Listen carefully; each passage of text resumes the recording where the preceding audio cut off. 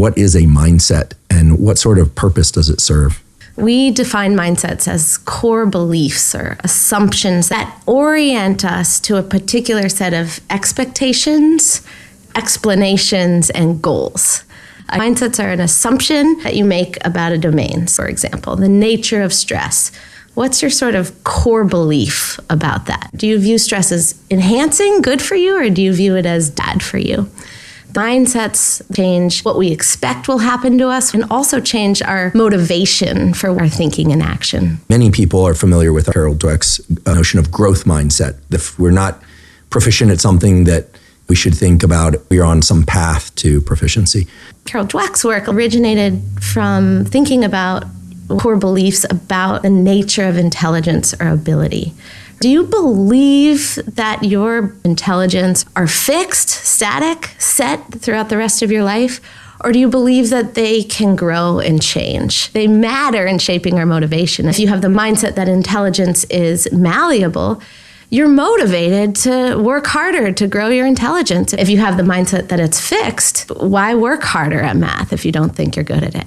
They also shape physiological mechanisms, mindsets about illness. Do you view cancer as an unmitigated catastrophe, or do you view cancer as manageable? Do you view side effects as a sign that the treatment is harmful, or do you view side effects as a sign that the treatment is working?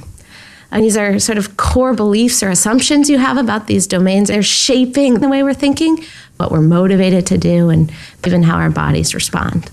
Placebo effects are simply taking a sugar pill under the impression that it's a real medication can lead to the physiological effects, even though there's no objective nutrients. When people thought they were consuming the high-fat milkshake, their bodies responded as if they had consumed more food, even though it was the exact same shake. Our mindsets interact with our physiology in ways that produce outcomes. The mindset that work was just work hard led them to feel tired. And we told them that their work was good exercise. They lost weight. They decreased their blood pressure. Stress, meaning encountering adversity or challenge in one's goal-related efforts, does not have to be debilitating. The body's response was designed to enhance our ability to manage at those moments. Stress narrows our focus, increases our attention, speeds up the process information. Physiological toughening,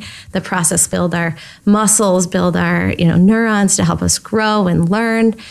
Post-traumatic growth, in which even the experience of the most traumatic could lead not to destruction, but to an enhanced sense of connection with our values, connection to others, sense of joy and passion for living. You view health diagnosis as a challenge or a threat. When you view stressors as a challenge, your brain and body responds more adaptively. Do you view stress as something that's bad and therefore should be avoided? Or do you view stress as natural and something that's going to enhance us? And more enhancing stress mindset was linked to better health outcomes, better well-being, and higher performance. In the wake of the 2008 financial crisis that was undergoing pretty massive amounts of layoffs, employees were stressed about being laid off, taking on more pressure. Some watched the Stress Could Enhance You videos. Empowering images like LeBron James making the free throw in the final minute. There was a total of 9 minutes of videos. The changes in their mindsets about stress.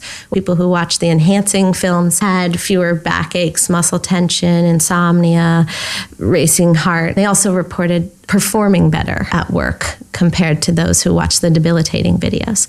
Having a stress as enhancing mindset doesn't mean the stressor is a good thing. It doesn't mean that getting a cancer diagnosis is a good thing or being in abject poverty is a good thing. The experience of the stress associated with the challenge, the adversity, that can lead to enhancing outcomes, our cognition, our health, our performance, and our well-being. People who have a stress as debilitating mindset tend to go to one or the other of those extremes. They freak out or they check out. If stress is bad, you need to either get rid of it or it needs to not exist. Oh, it's not a big deal. I'm not going to deal with it. You're basically in denial. If you have a stress as enhancing mindset, the motivation changes. How do I utilize the stress to realize the enhancing outcomes. What can we do to learn from this experience to make us stronger, deepen my relationships with others, improve my priorities? The motivation changes. The affect around it changes. People who have a stress is enhancing mindset have more positive affect. It changes physiology. Mindsets are a portal between conscious and subconscious processes.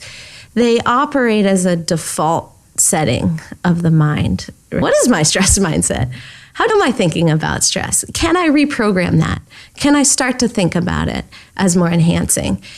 That takes a little bit of a conscious work, potentially. But once you do that, that can operate in the background, influencing how your body responds. The real challenge is, how do we leverage it? How do we utilize it? How do we work with it? And this negative stress mindset is so insidious that people define stress with its negative consequences. So the first step is to realize that stress is a neutral. How can I better utilize or leverage or respond to the inevitable stresses that we're going to experience? And we've developed a 3-step approach to adopting a stresses enhancing mindset. And the first step is to just acknowledge that you're stressed. The second step is to welcome it, because inherently in that stress is something you care about. The third step is to utilize the stress response to achieve the thing you care about, not spend your time, money, effort, energy trying to get rid of the stress. Treat yourself like a scientist. Look at your mindsets, find more useful, adaptive, and empowering mindsets and live by those. Any athlete knows that you can be the same physical being and perform completely differently just depending on what you're thinking. I was a gymnast growing up, and my father was a martial artist, a teacher of meditations. This kind of mind-body work was baked into me from an early age. What I've done recently is to try to understand it scientifically and to figure out, how can we do better with this? What more can I do with the power of my mind?